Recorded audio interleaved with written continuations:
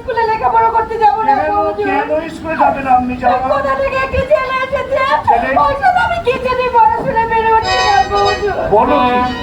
আমি বাচ্চা সাইদ আমার বিনা আদেশে আমার শাহী স্কুলে মাস্টার মশাই ছাত্র ভর্তি করেছে।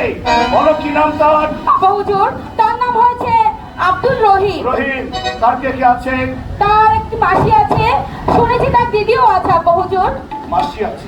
তাহলে তারা বলো তার তার কি করে? সে হয়েছে মালিনী। মালিক ছেলে, মালিক ছেলে, মালিক ছেলে। অসম্ভব, কিছুতে এটা সম্ভব নয়। আরেকজন তো আদেশ এই মুহূর্তে উল্কার বেগে ছুটবেন স্কুলে, মাস্টার সাহেবকে গিয়ে বলবে ওই মালিক ছেলেকে আগামীকাল থেকে মাস্টার সাহেবের স্কুলে প্রবেশ করতে হবে। জরির পোশাক পরে উড়িয়া বাদ ঘোড়ায় চড়ে এই স্কুলে প্রবেশ করতে হবে, অন্যথায় তাকে প্রবেশ করতে দেবে না। ভুলে যেও না, এটা হচ্ছে বাচ্চা সাহেবের হুকুম।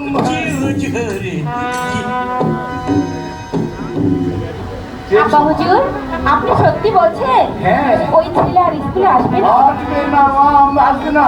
তোমার একমাত্র কন্যা, আমার চোখের সামনে তোমার চোখের পানি আমি কখনো সহ্য করতে দেবো না। এই চলছে খাবে এসে। তাই চলেন আব্বা হুজুর।